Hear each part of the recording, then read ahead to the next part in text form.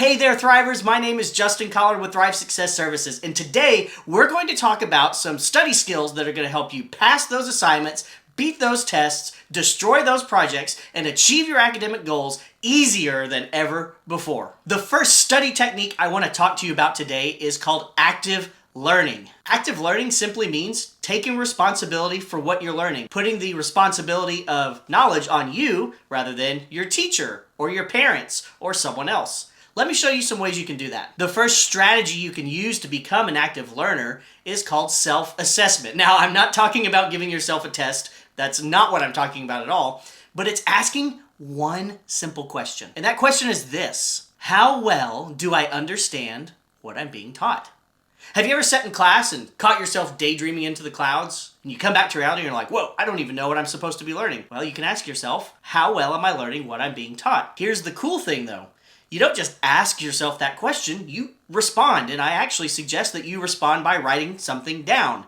You can say, I began to daydream during this part of class. Then you take that information, you can go to your teacher after class, or you can go to your teacher during tutorials and say, hey, I didn't quite grasp this concept. Can you help me out? And I know your teacher will be glad to help you learn that concept. Another strategy of active learning that you can use is notes comparison. Now, if you're not taking notes during class, I highly suggest you find a partner in your class, maybe somebody who does really well in that class, and say, hey, I'd like to compare my notes with you. Can I see what you have compared to what I have? Then you can see what their notes look like, and if you're missing anything, you can not only ask if you could copy down what they took, but also it gives you a better idea of what type of notes to take the very next day. Another great active learning practice is to see if you can teach the skill to somebody else. Call over your new notes buddy and say, hey, I want to teach you this math concept, or I want to teach you this history lesson that we learned today so I can make sure that I understood it fully. Here's the benefit of doing that. If you can teach it all the way through and you get it correct,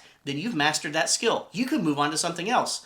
If you missed a few pieces or you're just not quite there yet, you've got a buddy who can help you fill in those missing gaps. Studying with somebody else and teaching each other the concepts is a great way to practice active learning. Next, I want to talk about note-taking strategies. There are three main things that I suggest you take notes on. The first is core concepts. Those are your definitions, the big ideas, the formulas in math and science, the historical events that are occurring in your history classes. In English, it could be the setting, the main characters, the plot, any of those things that go along with what you're reading. The second thing that I suggest students take notes on are the details that your teacher provides. Sometimes, even if your teacher is teaching from a lecture, they give you extra information that's not on the PowerPoint or in the lesson or on the worksheet.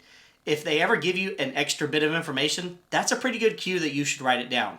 One of the ways my teachers used to say it was, hint, hint, you should write this down, but not every teacher's that clear. So just keep your ears open for extra information. This is also a great time to copy down any diagrams and charts. Now, I don't expect you to have textbook quality notes in your notebook. I can barely draw a stick figure myself, but if you take that chart or that graph and you make a quick drawing of it and you label it, you'll have it for later study, and it'll help you solidify the concepts that you're learning. The third important thing that I suggest you write are questions and reflections that you have during the lesson. Maybe you're shy and you don't want to speak out in class. Well, if you have a question about what you're learning, don't miss the opportunity to ask that question.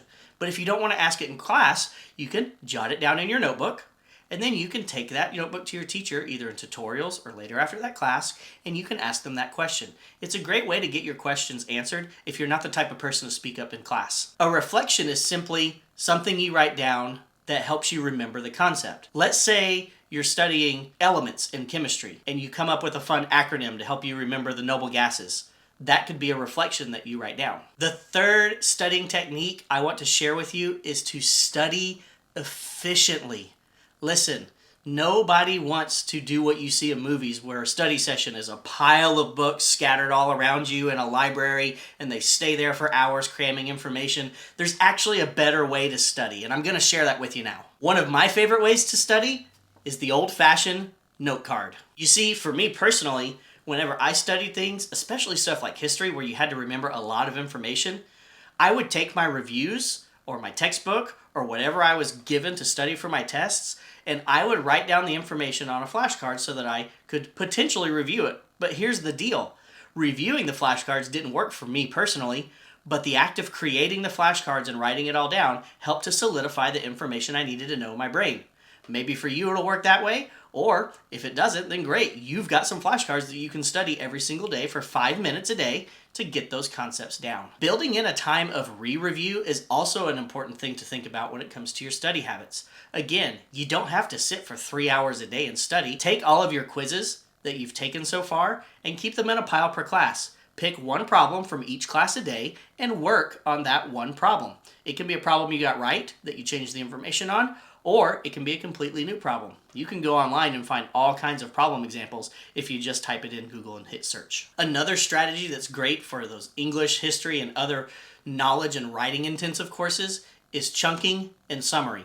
When you're reading a really long piece of text, maybe nonfiction, that's not really that interesting to you, every paragraph, it's great to simply stop and think to myself, what is one word that summarizes what I just read? That way, when you go back, you'll have notes on what each paragraph is about, and you typically can pull out the main idea of a fiction or a nonfiction story simply by writing one word next to each paragraph as you go. The last strategy I want to share with you is something called mind mapping. I'm going to use history as an example, but you can use it for any of your courses. Let's say that you're going to have a test over the Revolutionary War. You would draw a cloud in the middle of your paper and write the Revolutionary War. Then you would just draw a line and write any event or idea that comes to your mind about Revolutionary War.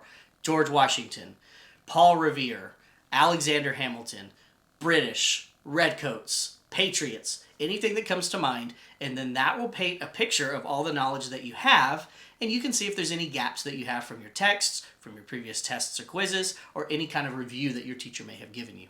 It's a great way to start your study session so that you don't study things that you already know. So there you have it. I have given you several skills tied to 3 different study strategies. I hope that you'll take some of these things with you and apply them. Don't just listen to the video, but try them. Put them into action. Make them happen. Pick the one thing that really stood out to you. Maybe it's in a subject that you're struggling in, and just give it a shot. Try it out for a week. Again, some of these things only take minutes, right? I hope that you will do that. I hope that you will take me up on that challenge. And if you found any value in this video, I would totally appreciate if you would like, subscribe, whatever format you're watching this in, follow. It would mean the world to me because I want to keep making these videos to help you. And remember, I don't want you to just exist. I want you to thrive.